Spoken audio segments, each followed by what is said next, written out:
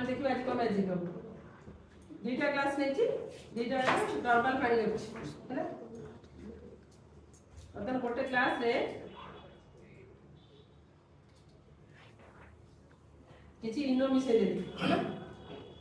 धरिबा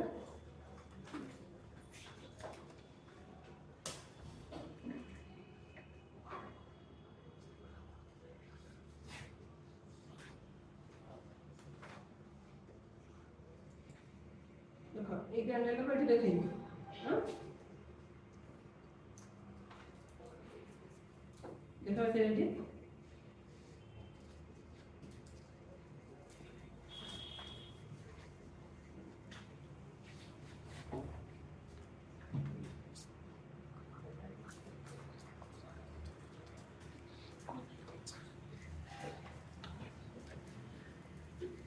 देखिलो एपट glass रे candle टा लिभुनी किंतु एपट ग्लास रे देखाबार रे कैंडल टा लिभि गला कोइ परबो केमथि हला जे जेतबेले मु एथिरे